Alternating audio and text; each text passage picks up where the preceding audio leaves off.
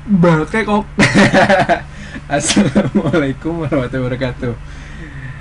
Halo guys, hari ini kita coba ngobrolin tentang Indonesia Data Lake. Ini produk gratisan baru dari Graphicode. Intinya ini sebuah engine buat nge-generate web service dengan cepat. Nantinya aplikasi ini bisa di hosting ya, di private cloud atau di hostingan teman-teman. Cuman kali ini kita masih bikinnya pakai ASP.NET 4.6 karena kita belum beranjak ke ASP.NET One Core karena belum support Signal Air, padahal itu krusial banget buat aplikasi ini. Tapi kedepannya mungkin kita akan pelan-pelan porting ke ASP.NET Core supaya bisa running di Macintosh atau di Linux. Nah, apa sih ID Lake itu? Jadi Indonesia Data Lake singkatannya ID Lake. Jadi ini semacam service generator dimana teman-teman kalau mau bikin mobile apps kadang-kadang butuh backend data service kan. Nah, daripada bikin ngetik-ngetik sendiri dari awal dan sebagainya, kita bisa persingkat cara pembuatan service yang manual itu dengan aplikasi ini. Dan yang menarik, data yang bisa kita gunakan itu kita split jadi 3 tipe ya. Yang pertama real time data. Biasanya kalau kita mau bikin apps yang butuh kecepatan akses yang cepat, contohnya aplikasi untuk mendeteksi lalu lintas atau kecelakaan, atau sensor-sensor yang dipasang di pabrik-pabrik, begitu ada kejadian kebakaran atau apa, kan kita butuh akses data yang cepat. Akses data tuh bisa menginput data atau membaca data ya. Nah, untuk real time data ini kita pakai backendnya sebenarnya itu pakai engine-nya Redis. Kemudian tipe kedua adalah relational data. Mungkin kepikiran nih ya traditional database ya, tapi kali ini kita nggak pakai traditional DBMS kayak MySQL, SQL Server, Oracle, tapi kita pakai MongoDB. Kemudian untuk historical data, mungkin data-data yang tidak pernah berubah tapi jumlahnya sangat besar, itu kita gunakan engine-nya Cassandra. Jadi sebenarnya apa yang dilakukan aplikasi ini adalah melakukan abstraksi ya. Jadi di belakang itu dia melakukan query, kemudian create table dan sebagainya di backend tanpa perlu diketahui oleh developer. Begitu juga pas dia nge-generate REST service ya, itu juga kok developer tutup mata beres aja. Nah, yang tadinya kita harus butuh berhari-hari atau berjam-jam, ini hanya hitungan detik langsung selesai. Nah, coba kita demoin ya. Oke, sini gue belum host di IIS, jadi gue langsung running aja di Visual Studio. Oke, mungkin pertama gue butuh create user. Gue bikin user sampel aja ya. Oke, gue create di sini, selesai. Nah, ini menu awal. Ketika kita pilih manajemen data, kita bisa bikin skema baru, migrasi. Ini gallery API yang di generate nanti yang mau manajemen data yang seperti master data. Coba kita bikin master skema yang baru dengan form designer. Nah, ini ada pilihan tipe datanya. Coba gue pilih real time ya. Contoh untuk real time gue punya data sensor. Data sensor. Anggap aja nih sensor-sensor yang kita put di pabrik. Mungkin ada nama sensornya. Kemudian ada lokasi sama nilai value dari sensornya itu ya. Kita bikin aja jenisnya number. Ini nanti mandatory atau enggak, ada validasi, ini bisa diisi, cuman ya ini versi alpha, belum sampai ke sana. Oke, udah di save. Nah, begitu skema di save, kalau kita lihat di sini gue pakai Redis Desktop Manager, otomatis kita nge-create skema di Redis. Nah, ini ya. Nah, lo nggak usah pusing bikin query ke Redis dan sebagainya, langsung semuanya di generate oleh aplikasi ini. Nah sekarang kita coba tambahin beberapa data. Nah ini master data yang kita bikin. Nah, otomatis kita nge-generate form-nya juga. Gua pakai kode-kode aja ya. Lokasi LL01, nilai 10. Oke, gue masukin sensor 2, nilainya 20. Dan LL2 gue masukin nilainya 54. Nah ini karena Redis ya kenceng banget yang insert datanya tuh, otomatis 3 data udah masuk ya, bisa kita edit. Nah ini sebenarnya fungsi cuma buat bikin sampel data aja. Nah kemudian sebenarnya otomatis di belakang juga kita createin API ya. Nah tuh untuk baca data, output langsung JSON. Kemudian bisa juga pakai filternya jenisnya OData, kita bisa kasih limit, filternya by kolom apa dan sebagainya. Dan yang menarik, kita bisa query pakai linky. Nah ini nanti gue demoin bagaimana kita nge-create data service di 3 jenis repositori yang berbeda. Yang pertama di Redis, kedua di MongoDB, dan satu lagi di Cassandra. Tapi kita bisa join datanya on the fly tanpa harus coding, hanya kita perlu query saja. Nah itu kelebihannya dari ID Lake ini. Nah ini juga teman-teman bisa tes ya kalau mau ngetes reservisnya. Nah gue contoh ya, gue akan nyobain untuk menulis data, ngepost data dengan aplikasi kecil ke skema yang tadi kita bikin. Nah di sini gue bikin satu project untuk ngetes simulasi ngepost data pakai kelas HTTP client. Nah di sini URL-nya gue bisa paste dari sini tadi dan sampai ada spasi ya. Nah kemudian dia nerima parameter data ini dalam bentuk JSON, bentuknya seperti ini. Copy. Nah ini gue paste di sini, gue hapus. Add. Nah ini karena pakai add, kutipnya kita ganti jadi kutip 2. Oke. Nah namanya tadi sensor ya, kita bisa tulis sensor 004, lokasinya di L003, nilainya 22. Oke, ini bisa gue coba running, debug, start.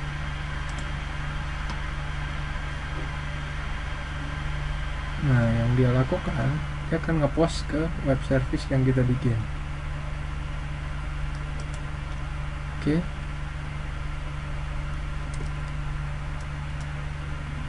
seharusnya udah masuk ya. Coba kita tes, kita ke manajemen data, pilih sensor. Nah ini data yang ID keempat udah masuk, sensor yang keempat. Nah itu sangat mudah ya, jadi ya teman-teman gampang banget menggunakan reservisnya, apalagi dengan mobile sudah tersedia banyak library yang bisa digunain. Nah challenge kedua, oke, gue naro data sensor karena sifatnya real time di Redis biar cepet. Sekarang gue pengen bikin master datanya di relational data atau di MongoDB. Gimana caranya? Udah, lo bikin skema baru.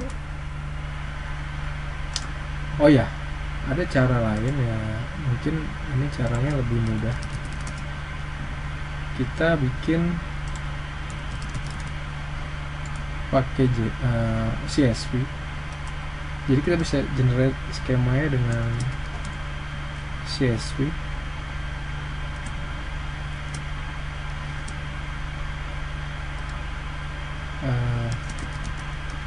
Jadi isi CSV-nya di sini contoh adalah data pabrik.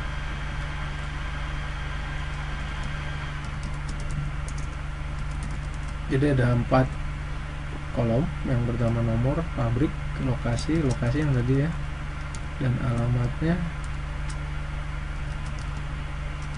Kemudian gue kasih contoh beberapa data di sini.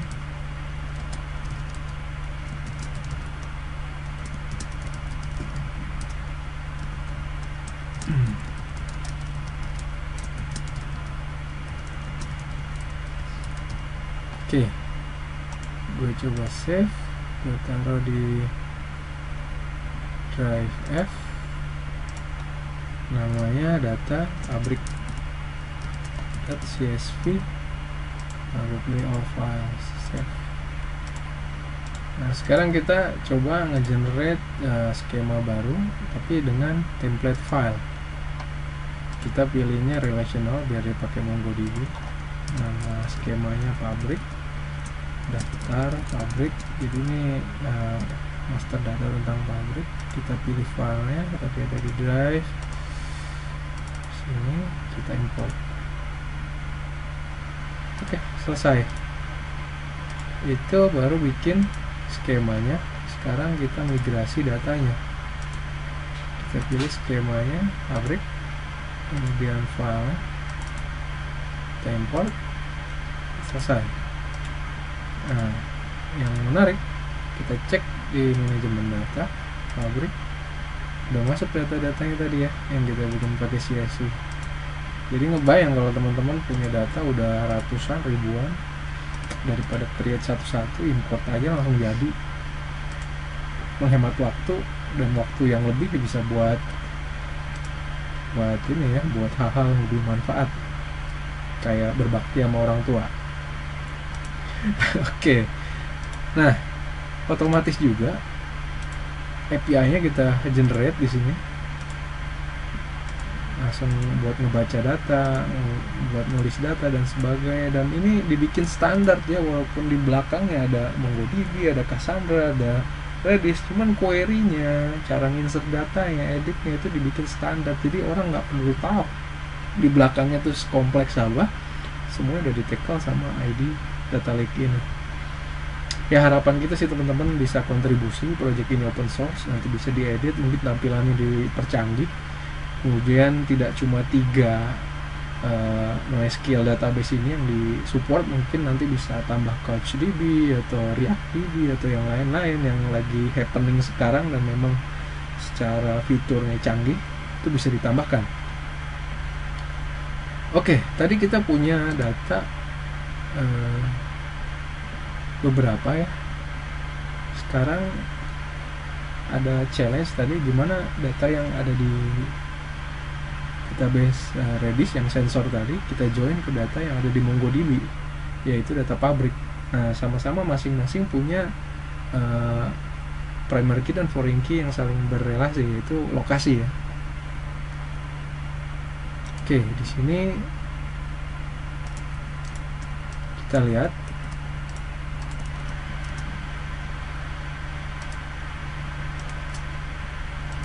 kita punya tools sederhana, yaitu query editor.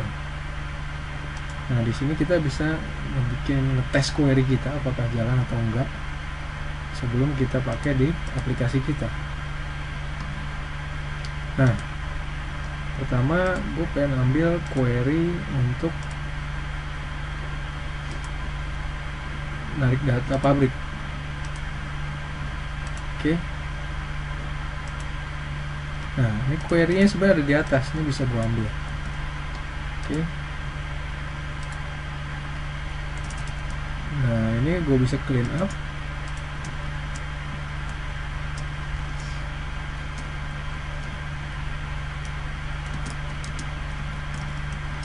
Karena ada HTML-nya, kita buang-buangin dulu ya.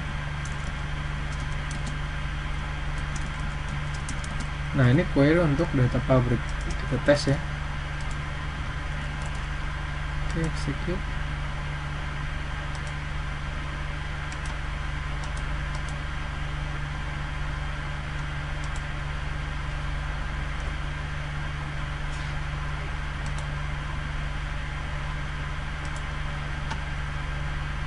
Oke, paling enak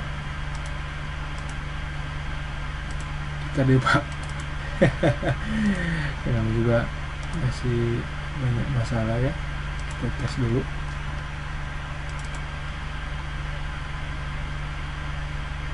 Hop.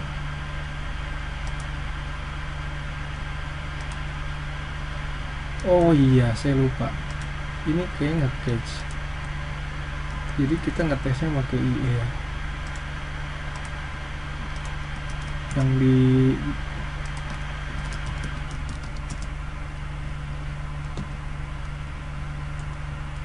yang ini masih nge-cache, jadinya kejadiannya seperti itu. Oke, ini di copy, ini gue copy paste, execute. Oke, F5.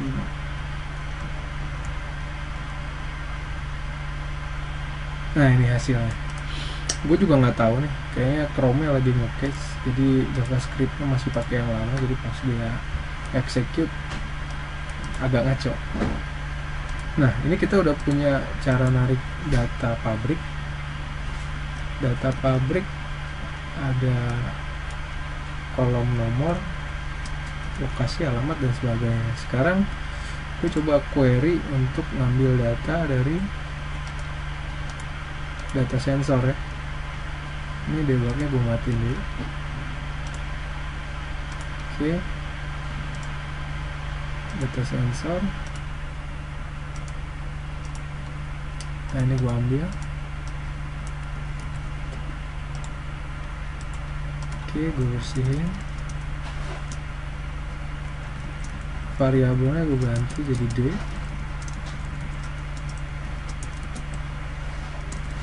Oke,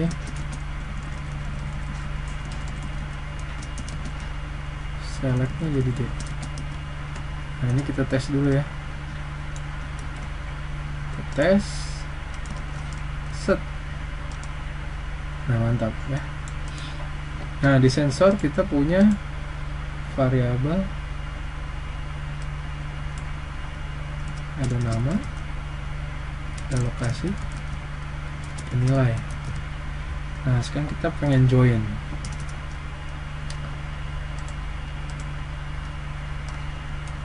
Cara ngejoinnya gimana? Jadi ini adalah data dari pabrik. Nah, gue kasih keterangan sini pabrik. Ini data dari sensor. Nah, ini kita boleh join. Kemudian joinnya on karena sama-sama punya variabel lokasi.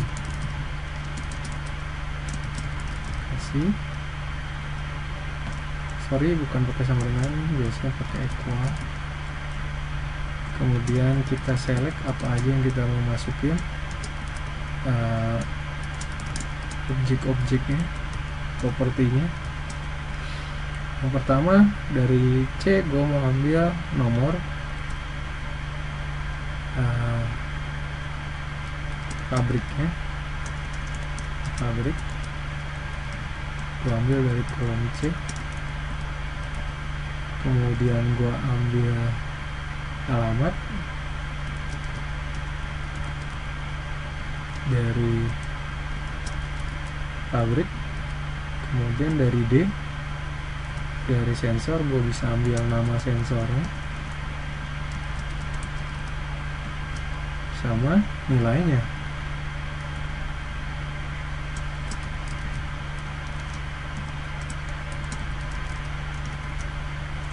Nah, yuk kita tes yuk.